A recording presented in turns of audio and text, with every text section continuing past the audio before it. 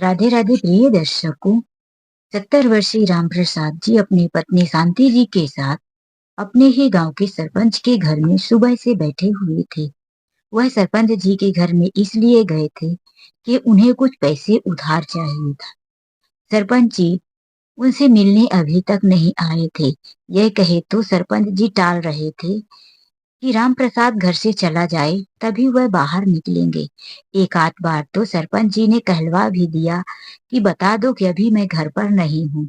लेकिन जब राम प्रसाद जी घर से बाहर नहीं गए तो आखिर सरपंच जी को बाहर आना ही पड़ा। राम प्रसाद जी उठ खड़े हुए और कहने लगे, भैया सुबह से इंतजार कर रहा हूँ लेकिन आपका कुछ पता नहीं। कुछ पैसों की जरूरत आन पड़ी। सरपंच जी कहते हैं, अब क्या गिरवी रखने आए हो राम प्रसाद भाई? घर तो तुमने पहले ही गिरवी रख दिया था अपने बेटे की पढ़ाई के लिए।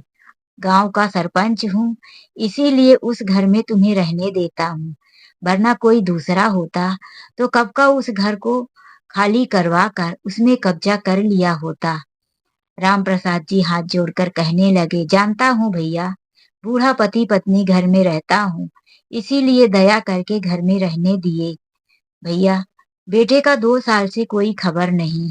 मुंबई कमाने चला गया, 2 साल पहले आया था तो उसने बताया कि अब मेरी पढ़ाई पूरी हो चुकी है और अब मैं नौकरी करता हूँ। भैया 2 सालों से उसका कोई फोन नहीं, कोई पता नहीं। ना जाने कहाँ है, कैसी हालात में है, बड़ी चिंता हो रही है। और यह हमारी पत्नी तो रो रो कर बुरा हाल कर रखी है। हम दोनों पति पत्नी जा रहे हैं वरुण को ढूंढने मुंबई। हमें कुछ पैसों की जरूरत है, मदद कर दो भैया। सरपंच जी कहने लगे, कुछ बेटे का अता पता है? कहाँ ढूंढोगे? कहाँ रहता था? मोबाइल नंबर तो है नहीं। हाँ भैया, 2 साल से कोई पता नहीं। उसकी फोटो है, उसी के सहारे ढूंढ लूंगा। बूढ़े पति पत्नी की आंखों में बेटे के लिए दर्द छुपा देखकर सरपंच जी उन्हें 1,000 रुपए दे देते हैं। अब राम प्रसाद जी और उनकी पत्नी दोनों मुंबई के लिए दूसरे दिन ही चल देते हैं। 2 दिन ट्रेन का सफर करने के बाद मुंबई स्टेशन में उतरकर दोनों पति पत्नी अपने बेटे की फोटो निकाल लेते हैं और दिखाने लगते हैं, भैया इस लड़के को कहीं देखा है क्या? कोई तो ठीक से फोटो देखता, कोई देखता भी नहीं। लोग पागल समझकर उनकी तरफ देखते भी नहीं। कोई भला मानुस देखकर कह देता, नहीं भैया हमने तो नहीं देखा। गर्मी का महीना था। दोनों माँ बाप बेचारे 2 दिन के सफर और फिर पूरा दिन स्टेशन के बाहर निकलकर बेटे को पूछते पूछते थक चुके थे। अब तो राम प्रसाद जी की पत्नी से चला नहीं जा रहा था।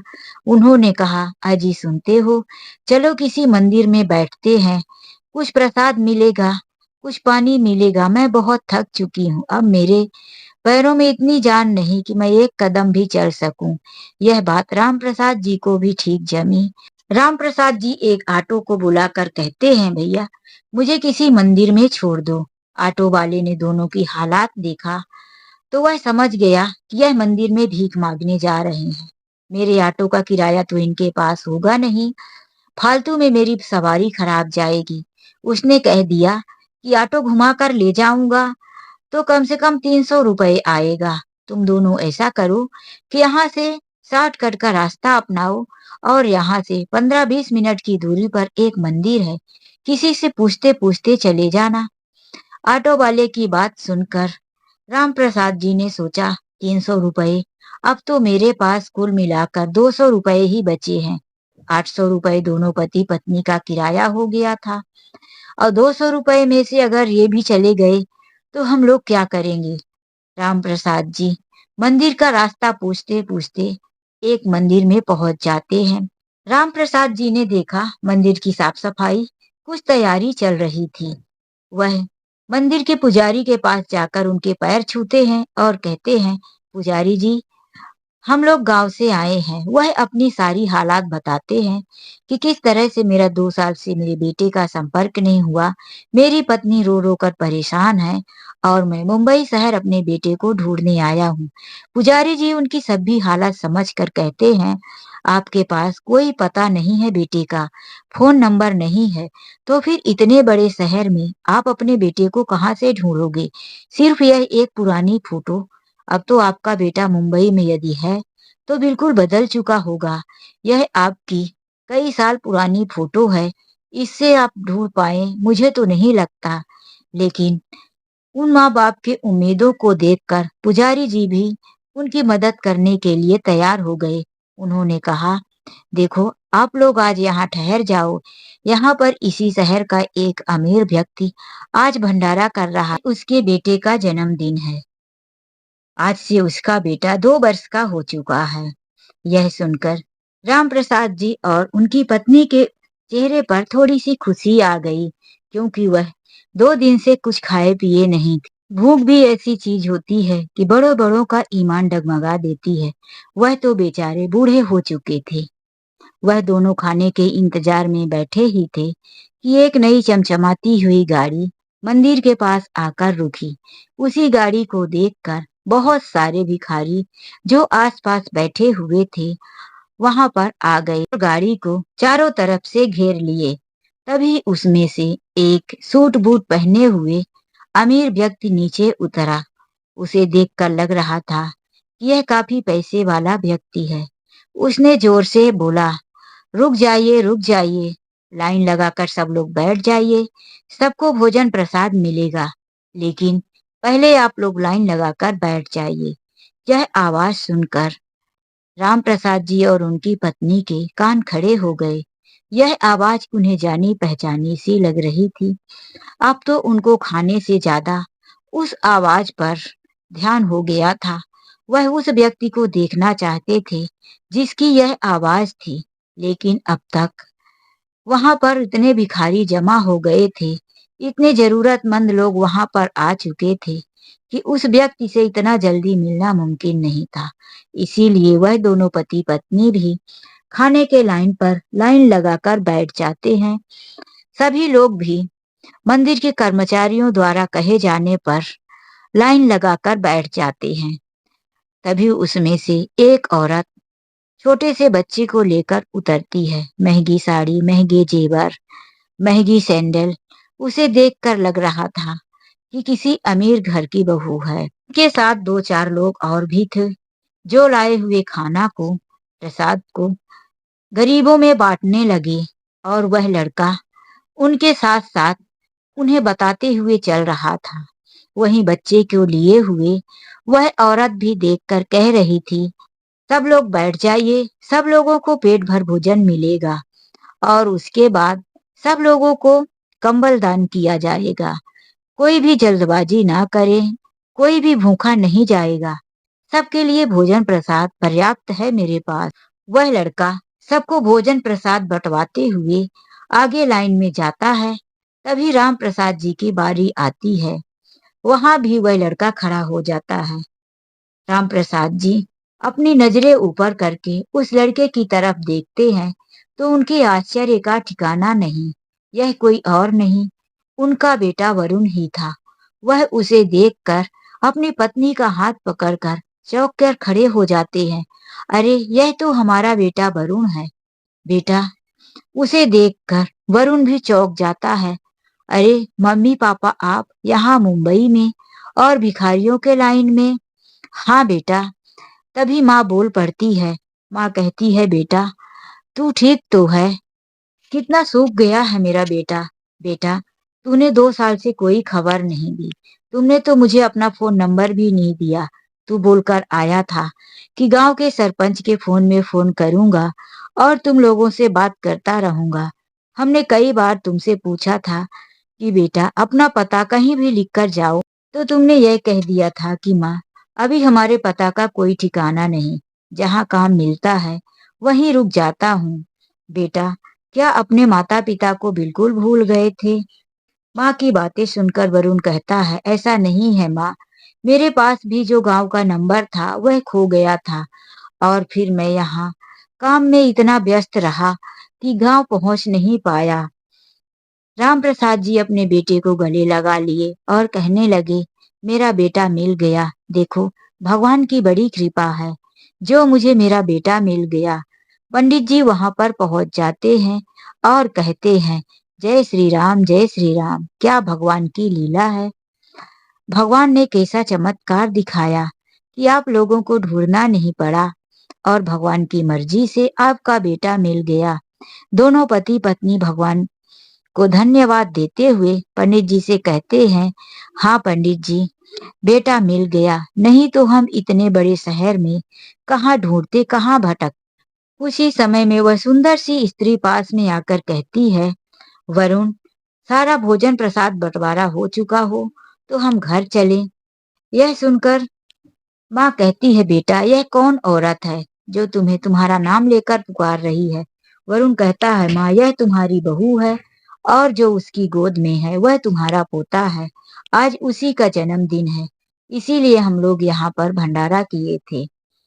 माँ कहने लगी, बेटा यह तो बहुत ही नेक काम कर रहे हो तुम, बहुत अच्छे हो बेटा, ऐसे ही करते रहो, भगवान तुम्हें हमेशा सुखी रखे। फिर वह सब प्रसाद लेने के बाद वहां से घर चले आते हैं। वरुण अपने माता पिता को भी अपने साथ घर लेकर आ जाता है। वरुण की पत्नी घर आते ही उन दोनों से कहती है, आप लोग थक गए होंगे तो आराम कर लीजिए, हम आप लोगों के लिए चाय नाश्ता आपके कमरे में ही भेज देते हैं। दोनों पति पत्नी कहते हैं, अभी कुछ खाने की इच्छा नहीं है, अभी तो हम लोगों ने मंदिर में भंडारे का प्रसाद जो खाया। वह दोनों पति पत्नी अपने कमरे में जाकर सामान रखते हैं और फिर बाहर आकर उस घर को देखने लगते हैं। चारों तरफ साफ सुथरा चमकदार, तरह तरह की लाइटें, डेकोरेशन, महंगे महंगे फूलदान, गुलदस्ते देखकर उनकी आंखें फटी रह जाती है। अरे, मेरा बेटा कितना कमाने लगा है, कितना अमीर बन गया है, यह सब कैसे हो गया। माँ से रहा नहीं गया, वह बाहर आकर कहती है, बहू, क्या नौकरी करता है वरुण, जो इतना सब कुछ इतना जल्दी बना लिया। वरुण की पत्नी कहती है, माँ जी, वह मेरे पिताजी का बिजनेस संभाल रहे हैं, उनकी कोई अपनी नौकरी नहीं है और ना ही उन्होंने कुछ बनाया, यह सब कुछ मेरे पिताजी का पहले से बनाया हुआ है, बस वह हमारे साथ रहते हैं। अच्छा, यह कहकर माँ चुपचाप कमरे में चली जाती है। 3 दिन के थके हारे थे, उन लोगों ने खाने पीने की कोई फरमाइश नहीं की और रात में घोड़े बेचकर सो गए। दूसरे दिन जब सुबह नींद खुली तो वह देखे कि दो औरतों की झगड़ा करने की आवाज आ रही थी। दोनों पति पत्नी बाहर आए तो देखे उनकी बहू एक गरीब औरत से झगड़ा कर रही थी। उन्होंने पूछ ही दिया, बहू यह कौन है और इसके साथ तुम झगड़ा क्यों कर रही हो। वरुण की पत्नी ने कहा, माँ जी, यह काम करने वाली नौकरानी है और यह रोज रोज अपनी तनख्वाह बढ़ाकर लेती है, समय से काम पर आती नहीं है और इसे पैसे तो एडवांस में चाहिए। वह नौकरानी सफाई में कुछ कहना चाहती थी कि वरुण की पत्नी ने उसे डांटकर धक्के मारकर घर से बाहर निकाल दिया और अपनी सास की तरफ देखते हुए कहती है, माँ जी, आखिर हमारे घर में काम ही कितना है जो हम एक नौकरानी रखें, और वैसे भी अब तो आप भी आ गई हैं, हम 2 लोग हो गए हैं, मिल बांट के घर के काम कर लेंगे, बच्चे को संभाल लेंगे। माँ ने कहा, हाँ बहू, गांव में तो इतने सारे काम होते हैं कि सब मैं अकेले ही किया करती थी, यहाँ शहर में तो कुछ काम नहीं, बटन दबाओ तो कपड़े धुल गए, बटन दबाओ तो पानी आ गया, कोई काम नहीं बहू, हो जाएगा। वरुण की पत्नी रुचि एक सातिर भरी मुस्कान मुस्काते हुए बोली, ठीक है माँ जी, आप लोग नहा लीजिए। और फिर किचन में खाना बनाना बाकी है, सामान मैंने रख दिया है और जो नहीं समझ में आएगा वह मैं आपको बता दूंगी। मैं थोड़ा आज दूसरे काम में व्यस्त हूँ।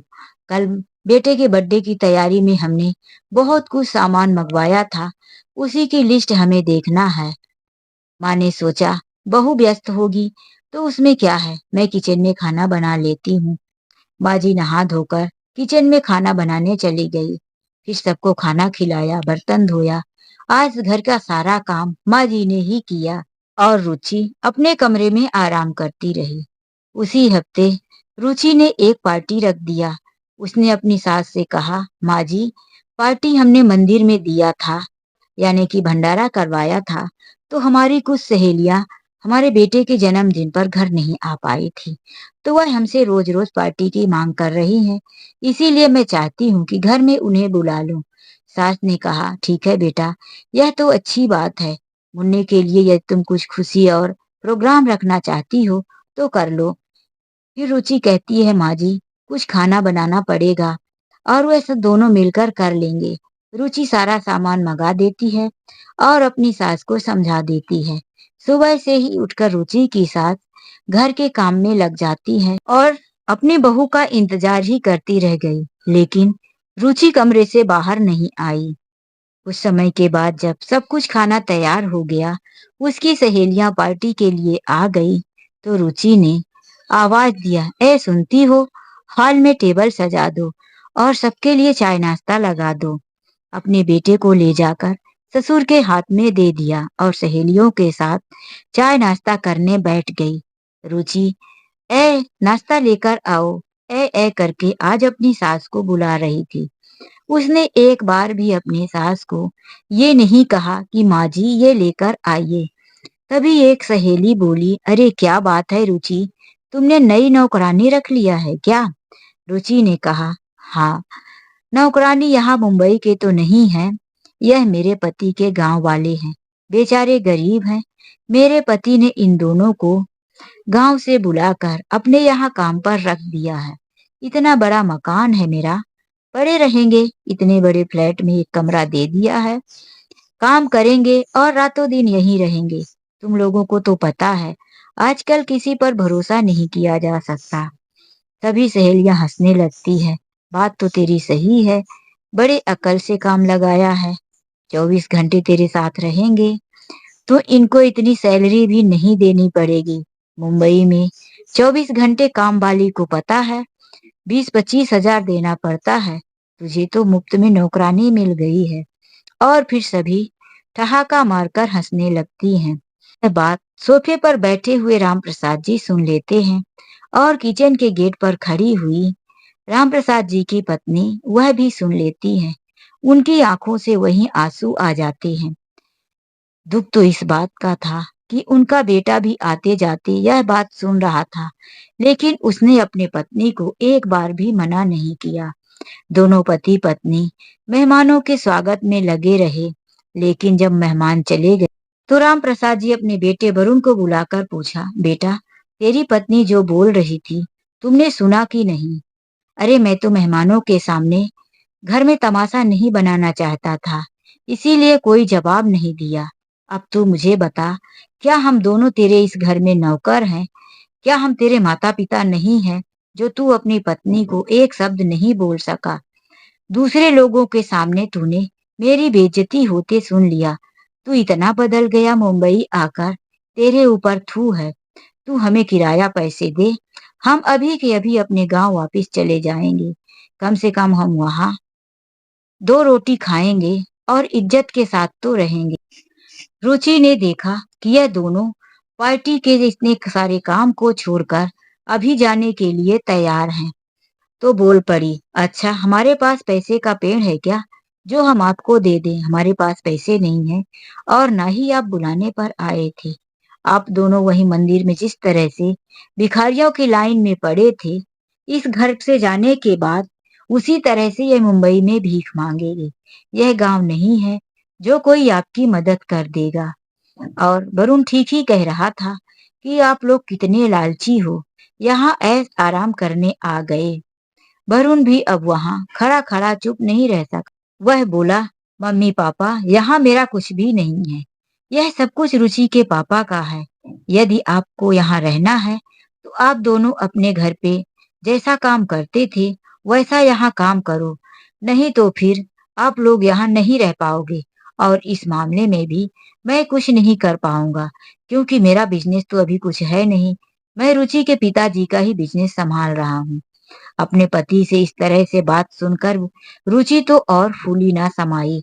वह तो और बोलने लगी, हाँ हाँ, इन्हें तो बैठे बैठे चाहिए। अगर यह यहाँ काम नहीं करना चाहते तो ले जाओ, उसी मंदिर में छोड़ दो, वहीं भीख मांगते पड़े रहेंगे। वह दोनों बेचारे करते भी तो क्या, क्या मंदिर में भीख मांगते।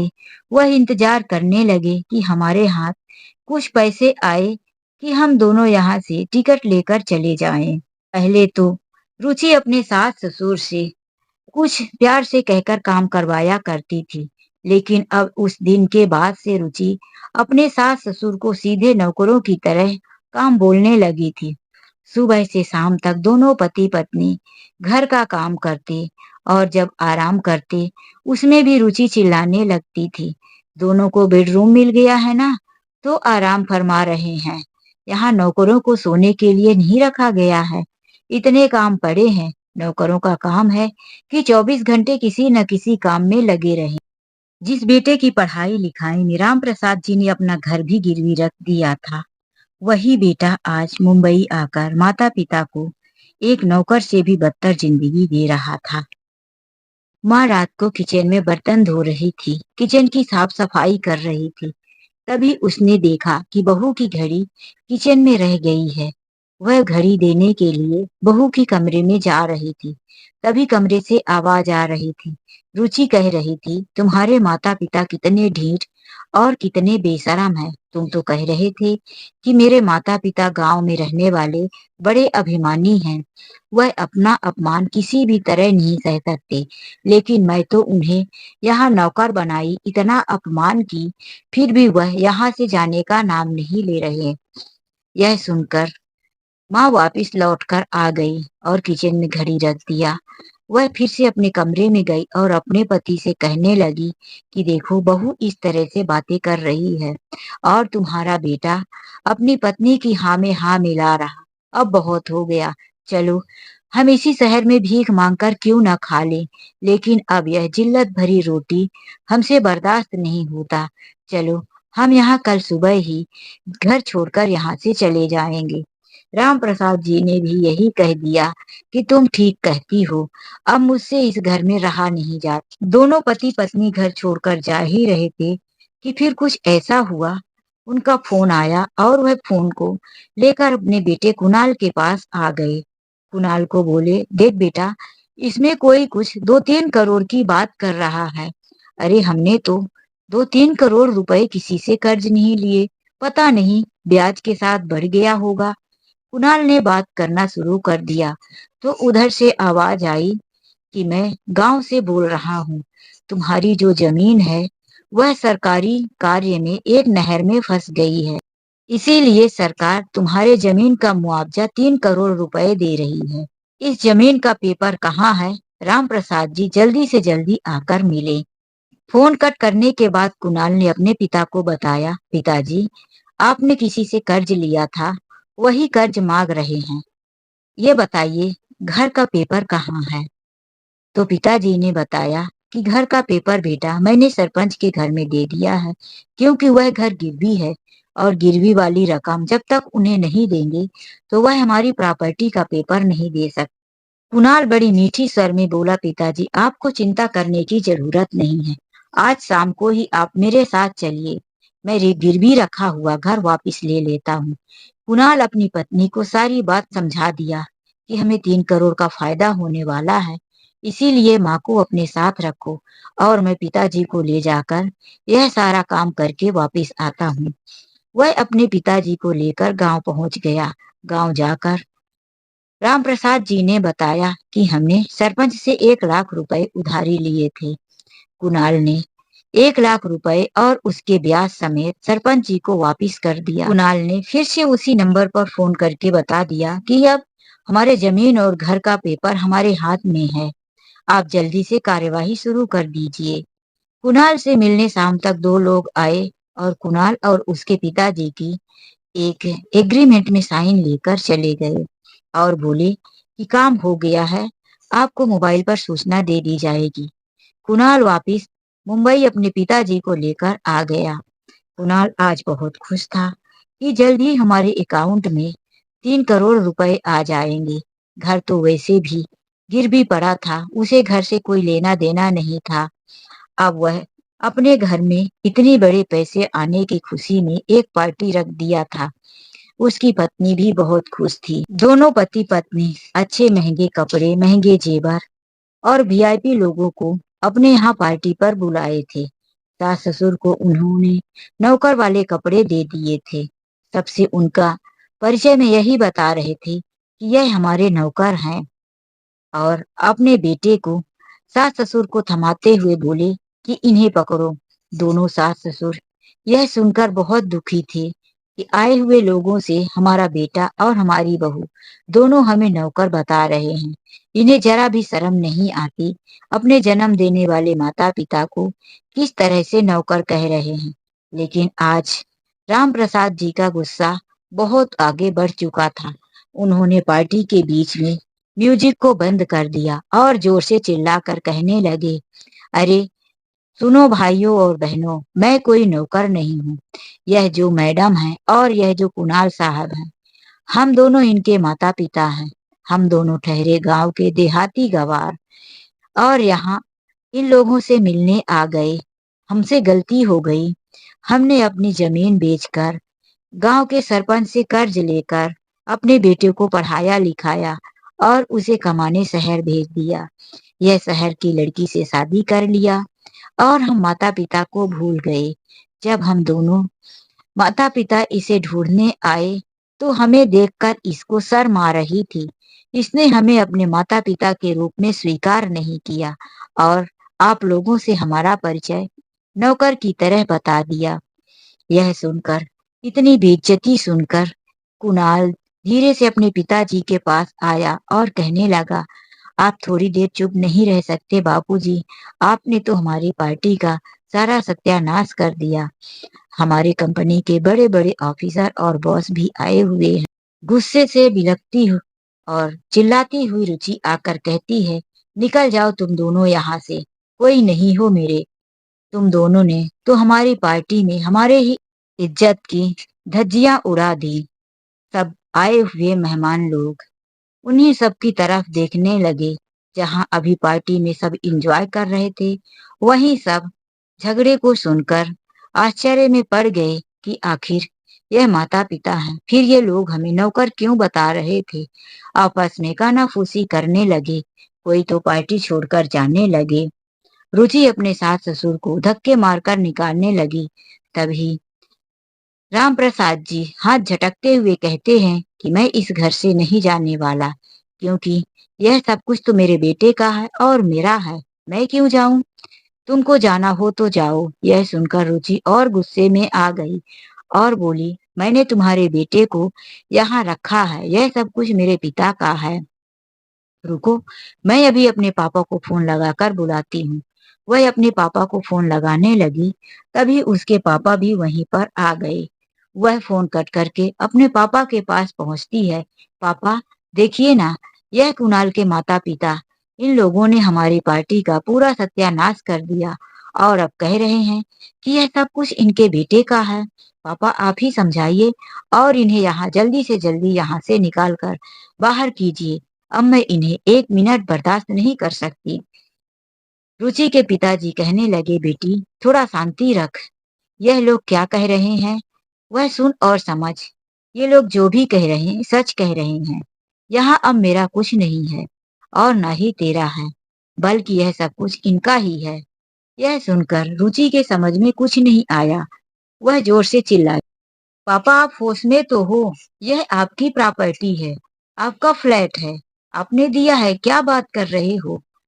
रुचि के पिताजी समझाने लगे, बेटा यह कभी तुम्हारा और हमारा था, लेकिन यह अब सब कुछ राम प्रसाद जी का है। यह सारा सब कुछ उनके नाम पर हो चुका है। नहीं समझ में आया तो मैं विस्तार से समझाता हूँ। तुम लोगों को जो 3 करोड़ का फोन आया था, वह किसी सरकारी कंपनी की तरफ से नहीं आया था। वह तो एक साजिश थी, तुम्हारे सास ससुर की और मेरी। दरअसल बात यह है कि यह जो राम प्रसाद जी तुम्हारे ससुर हैं, यह हमारे गांव के हमारे परम मित्र हैं। बचपन से ही हम दोनों एक साथ स्कूल में पढ़े बढ़े और एक साथ रहे। जब मैं शहर चला आया तब भी राम प्रसाद जी मेरी बहुत मदद किया करते थे। शुरू में जब अपने परिवार के साथ जब मुंबई आया था तो ये अपने खेतों में उगाए हुए अनाज को मेरे लिए जमा करके रखते थे और मुझे बुलाकर कहते कि मेरे रहते हुए मेरे दोस्त, तू मुंबई के राशन इतने महंगे दाम पर नहीं खरीदेगा। यहाँ अगर लेने नहीं आया तो मैं नाराज हो जाऊंगा। शुरू-शुरू में हम दोनों के संपर्क अच्छे होते रहे और मैं बराबर गांव आना-जाना करता था। जब तुम दोनों छोटे थे, तभी मैंने और मेरे दोस्त ने मिलकर अपने रिश्ते को हमेशा बनाए रखने के लिए तुम दोनों की शादी भी पक्की कर दी थी। समय अपनी धुरी पर चलता गया और मैं यहाँ अपने काम में व्यस्त होता गया। मेरा मेरे दोस्त के साथ संपर्क टूट गया। मेरा गांव आना-जाना भी कम हो गया और यहाँ तुम भी पढ़ लिख कर अपने पैरों पर खड़ी होने लगी। तभी तुम्हारी मुलाकात कुणाल से हो गई और तुमने बताया कि तुम कुणाल को पसंद करती हो। मैं तुम्हारी खुशी के लिए अपने दोस्त को दिए हुए वचन को तोड़ दिया और कुणाल से शादी करने की तुम्हें अनुमति दे दी और तुमने कुणाल को यहाँ घर जमाई बनाकर रख लिया। उसके माता पिता से अलग कर दिया, उसे गांव नहीं जाने दिया, तो ढूंढते हुए बेचारे यहाँ तक पहुंच गए। तुम दोनों ने बूढ़े माता पिता को इतना सताया कि वह घर छोड़कर एक दिन यहाँ से सुबह सुबह जा रहे थे और मैं बिजनेस से लौटकर सुबह ही घर पहुंचा था, तो मेरी मुलाकात घर के बाहर ही कुणाल के पिताजी यानी राम प्रसाद जी से हो जाती है। जब मैं उन्हें देखता हूँ, वह मुझे, तो हम दोनों एक दूसरे को पहचान जाते हैं, गले मिलते हैं और मैं राम प्रसाद जी से यहाँ आने और जाने का कारण पूछता हूँ। राम प्रसाद जी रोते हुए सब कुछ बताते हैं कि मेरा बेटा यहाँ और मेरी बहू, यह दोनों मुझे किस तरह से परेशान और अपमान किए, इसीलिए मैं वापिस गांव जा रहा हूँ। मैंने इनसे माफी मांगते हुए कहा कि यह आपकी बहू मेरी बेटी है। भगवान ने हम दोनों दोस्तों को एक बार फिर से मिला दिया। याद करो, हम दोनों ने वादा भी किया था कि अपने बच्चों की शादी करेंगे, लेकिन हम दोनों तो नहीं निभा पाए और भगवान ने ऐसा संयोग बनाया कि हमारे बिना कुछ करे ही हमारे वचन पूरे हो गए। तभी मैंने एक प्लान बनाया, जिस प्लान में तुम दोनों पति पत्नी फंस गए और 3 करोड़ की लालच में एक एग्रीमेंट में तुमने साइन कर दिया। वह एग्रीमेंट कोई और नहीं, मेरे ही द्वारा भेजा गया था। मैंने ही अपने आदमी को भेजकर इस घर के पेपर को तुम्हारे ससुर यानी कि राम प्रसाद जी के नाम कर दिया है। बेटी, अब यह सारी प्रॉपर्टी तुम्हारे ससुर के नाम है। यदि तुम्हें अब यहाँ रहना है, तुम अपने सास ससुर की सेवा करो, जैसा कि तुमने अपने सास ससुर को परेशान किया और उनसे इतना काम करवाया। जब यह प्रॉपर्टी तुम्हारे नाम था, अब उनके नाम पर है, तो उतना ही काम तुम करो और अपनी गलती का प्रायश्चित करो। तभी तो तुम इस घर में रह पाओगी, नहीं तो तुम्हारे सास ससुर चाहे तो तुम्हें यहाँ से निकाल कर भगा देंगे। रुचि का घमंड चूर हो चुका था। उसके पति के पास जो भी जमा पूंजी थी, वह गांव के गिरवी रखे हुए घर को छुड़ाने के लिए सरपंच को दे चुका था और जो उसके पिता की प्रॉपर्टी थी, वह सब कुछ उसके ससुर के नाम था। वह अपने सास और ससुर से माफी मांगकर उसी घर में रहने के लिए अपने सास ससुर की खूब सेवा करने लगी। यह सब देखकर राम प्रसाद जी को अपनी बहू पर दया भी आ रही थी। वह अपने समधी से कहने लगे, समधी साहब, इतना मत सताइए अपनी बेटी को। आपकी नाजुक सी बेटी कभी घर के काम नहीं की। मुझे देखा नहीं जाता कि मेरी बहू घर के इतना काम करे। रुचि के पिताजी ने कहा, राम प्रसाद मेरे दोस्त, मैं अपनी बेटी को सजा नहीं दे रहा हूँ। मेरी बेटी शुरू से ही अकड़ू और घमंडी थी, क्योंकि जब उसने आंखें खोली तो मेरे पास धन और संपत्ति की कमी नहीं थी। इसी धन संपत्ति के घमंड में आकर उसने कभी इंसान या गरीबों के साथ अच्छे से व्यवहार नहीं किया। अब उसे सुधारने का इससे अच्छा और कोई तरीका नहीं। और फिर वह कौन सा ऐसा काम कर रही है जिससे तरस आए। अपने सास ससुर की सेवा करना, अपने घर के काम करना तो हर बेटी का फर्ज होता है। तो दोस्तों, यह कहानी आप लोगों को कैसी लगी? लाइक और कमेंट करके जरूर बताएं। चलिए मिलते हैं एक ऐसे ही नई कहानी के साथ। आज के लिए बस इतना ही। राधे राधे, जय श्री कृष्णा।